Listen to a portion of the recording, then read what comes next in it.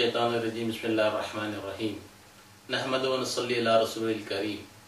आज इंशाअल्लाह हिजामा के ताल्लुक से मुख्तलिफ अमराज में जिस्म के मुख्तलिफ जगहों पर कहाँ कहाँ कपिंग की जाती है या हिजामा किया जाता है, इसके बारे में एक सैर हासिल इंशाअल्लाह इस वीडियो को सियासत ऑफिस की तरफ से जारी किया जा रहा है। और अल्हम्दुलिल्लाह आपको इस चार्ट के जरिए जो यहाँ पर चार्ट बताया जा रहा है, ये जो सर का जो चार्ट दिया गया है, इस चार्ट के जरिए आपको मुख्तलिफ पॉइंट्स के बारे में मैं डिस्कस करता हूँ। और यहाँ पर आप देख रहे हैं कि ये जो सर का जो हिस्सा है जिसे स्कल कहते हैं, और ये स्कल का ऊपरी हिस्सा है, और ये पैरेटल बोन्स हैं यानी सर के दोनों तरफ के बोन्स हैं, और ये सामने के हिस्से के बोन्स हैं, और ये पिछले हिस्से के बोन्स हैं। ये ऑक्सीपिट जिसे कहते हैं पिछला हिस्सा कहलाता है, और ये दो बोन पैरेटल बोन्स कहलाते हैं। और ये जो साइड के जो बोन्स हैं उसे टेम्पोरल बोन कहते हैं। और ये चेहरे का सामने का हिस्सा है, ये आंख के हल्के हैं और ये नाक के हल्के हैं। और ये जो है दिमाग का बेस का जो बेस कहलाता है उसे दिमाग का बेस कहते हैं। इसके अंदर आपको ब्रेन मिलेगा इसके अंदर, और ये दांतों के मार्क्स बताए गए हैं। और यहाँ पर एक टीएस ट्रांसफर सेक्शन किया गया है जिसके अंदर नाक के तजावीज बताए गए हैं, और ये दिमाग का एक हिस्सा बताया गया है, और इसको टीएस पे बताया गया है कि नॉर्मली दिमाग कैसे रहता है। और यहाँ पर एक छोटा सा एक दिमाग का बैक साइड का हिस्सा बताया गया है जिसमें सर्वाइकल वर्टेब्रे भी बताए गए हैं। अब एक बात याद रखेंगे, मतलब कि दिमाग के जो अमराज होते हैं, एक है कि साइकेट्रिक प्रॉब्लम होता है, और दूसरे है कि दिमाग की जो रगें होती हैं उसके अंदर जो middle cerebral artery, anterior cerebral artery और पोस्टीरियर सेरेब्रल आर्टरी जो MCA कहते हैं, मतलब कि मिडिल सेरेब्रल आर्टरी के अंदर अक्सर और बेशतर ब्लड प्रेशर के बढ़ने की वजह से इस आर्टरी के अंदर खून जमा हो जाता है, और खून दिमाग के बाहर मतलब कि आर्टरी के बाहर निकल जाता है। और अगर राइट साइड में अगर सीधे हाथ की तरफ अगर खून जमा हो जाए तो ये लेफ्ट साइड का हिस्सा पैरालाइज हो जाएगा, और अगर बाएं हाथ की तरफ बाएं हिस्से की तरफ अगर खून जमा हो जाए तो सीधे हाथ की हिस्सा पैरालाइज हो जाएगा। अब इसके अंदर यहाँ पर आपको पॉइंट्स बताए गए हैं, और मुख्तलिफ पॉइंट्स बताए जा रहे हैं इसके अंदर, और पॉइंट्स के जो नंबर है 1 से लेके या 42 के तक नंबर हैं, ये दिमाग का पिछले हिस्से के पॉइंट्स हैं ये। अब यहाँ पर जो पॉइंट बताया जा रहा है 1 नंबर जो पॉइंट बताया जा रहा है, ये नबी सल्लल्लाहु अलैहि वसल्लम की सुन्नत है, और इसके नीचे बिल्कुल नीचे एक 55 नंबर का एक पॉइंट बताया गया है, ये भी नबी सल्लल्लाहु अलैहि वसल्लम की सुन्नत है। अब आया क्या, मतलब कि ये सुन्नत आप सल्लल्लाहु अलैहि वसल्लम ने इस सुन्नत को जो अपनाया था उसका एक साइंसी तज्जिया ले कि आप सल्लल्लाहु अलैहि वसल्लम ने इस सुन्नत के जो अपनाया था इसके पीछे साइंस क्या कहती है कि ये जो दिमाग है और दिमाग की जो स्पाइनल कॉर्ड है, ये जो वर्टेब्रल कॉलम है, और ये दिमाग की जो जितनी भी शराइन होती हैं, शराइन के माने खून की नालियां जो होती हैं, और जितने भी लिम्फेटिक ड्रेनेज होते हैं दिमाग के, ये गर्दन के जरिए सारे जिस्म में जाते हैं।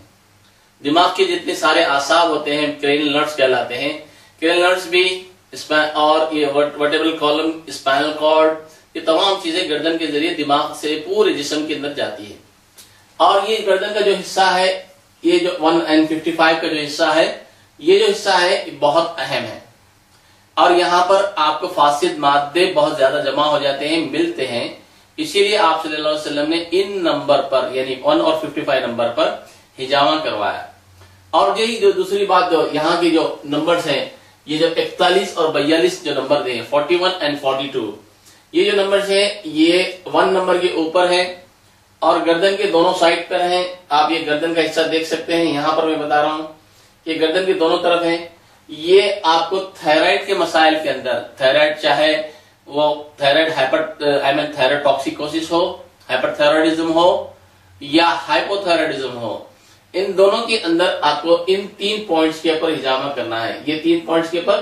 और एक ये नंबर है 2 और 3, 2 और 3 के ऊपर, ये 5 पॉइंट्स हैं, 5 पॉइंट्स पे हिजामा कर सकते हैं। अब मैं एक और बात चलूं, मतलब कि पैरालिसिस के ऊपर मैंने बात की थी, और पैरालिसिस यानी फालिज के ऊपर, अगर जब फालिज हो जाए तो सबसे पहली चीज हम ये कहते हैं फालिज के इब्तिदाई दिनों में हम यूनानी इलाज के जरिए फालिज के लोगों को जोशांदा देते हैं, और ये जोशांदा जो देते हैं उसके अंदर खून की रवानी को तेज करने के लिए और खून के दौरान जो जमे हुआ खून को पतला करके निकालने के लिए कोशिश करते हैं।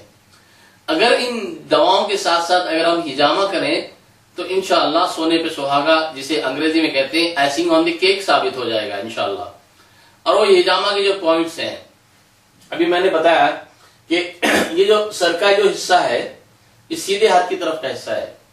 अभी जो दिमाग है, दिमाग के अंदर आप देख रहे हैं कि मतलब कि ये जो लाल लाल खून की नालियां नजर आ रही हैं, और मैं अभी बताया कि मिडिल सेरेब्रल आर्टरी यानी MCA के अंदर रप्चर होने की वजह से ये खून की नालियों में क्या हो जाता है कि खून जमा हो जाता है। इसे अंग्रेजी में कहते हैं एक्स्ट्रावेसेशन ऑफ ब्लड, यानी हिमरेज कहते हैं।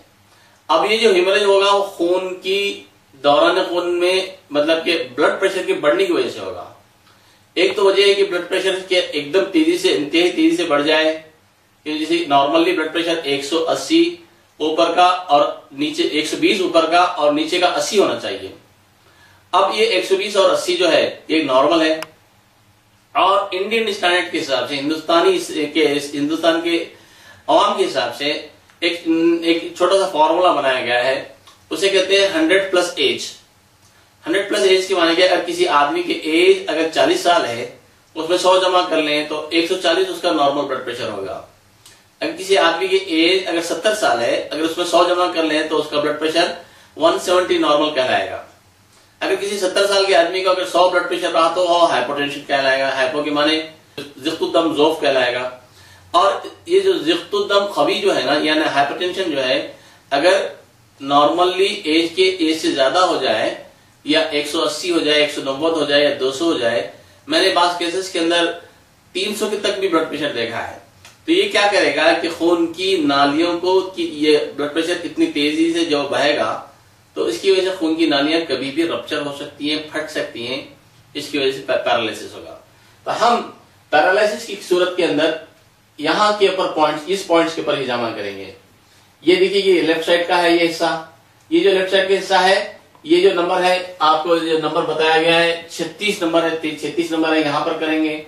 उसके बाद ये जो लेफ्ट साइड का जो हिस्सा है यहाँ पर करेंगे, ये पॉइंट्स पर करेंगे। तो ये पॉइंट पे करने की वजह से यहाँ अगर जो नेगेटिव प्रेशर की वजह से जो खून जमा हो गया है वो रखीक हो जाएगा, पतला हो जाएगा और खून बहने के काबिल हो जाएगा।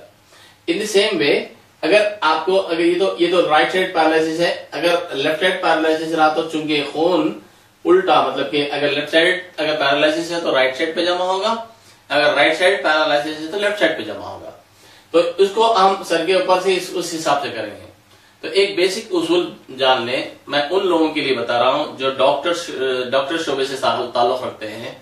मैं इससे पहले भी शायद कह चुका हूं कि हिजामा सिर्फ डॉक्टर ही करे तो बेहतर है, क्योंकि डॉक्टर को पता चलता है कि मतलब कि बीमारी किस जगह पर है। यूजुअली आम तौर पर ये कहते हैं मतलब कि जिस